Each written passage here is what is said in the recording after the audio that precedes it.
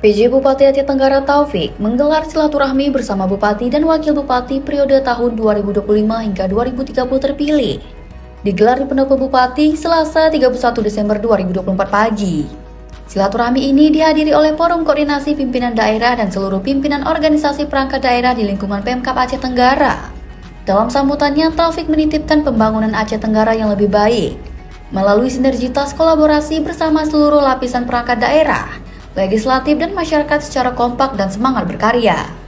Taufik juga berharap persoalan yang selama ini dikeluhkan masyarakat dapat segera diatasi.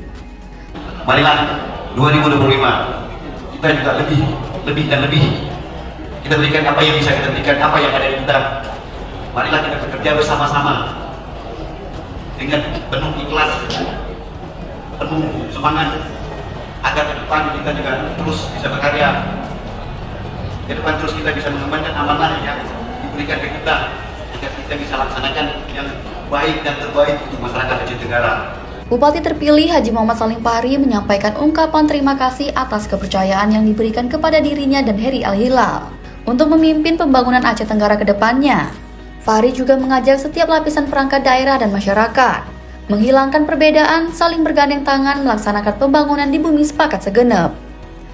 Kepada seluruh masyarakat Kabupaten Aceh Tenggara, Forkopimda, baik OPD, marilah bersama-sama, mari kita membangun Aceh Tenggara dalam sebuah bingkai kebersamaan. Kita berharap juga kepada seluruh OPD sebagai bupati terpilih, bekerjalah sesuai apa yang diamanahkan oleh Bapak Didi Bupati Tenggara.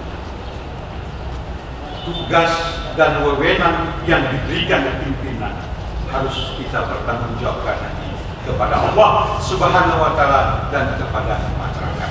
Berlangsung dalam suasana yang hangat dalam silaturahmi yang digelar PJ Bupati bersama Forkopimda dan pimpinan OPD. Bupati dan Wakil Bupati terpilih Haji Muhammad Salim Fahri dan Heri Al-Hilal juga sempat berdiskusi ringan, membahas sejumlah persoalan yang terjadi di Aceh Tenggara serta peluang penyelesaian persoalan yang ada. Tim Liputan Diskominfo Aceh Tenggara.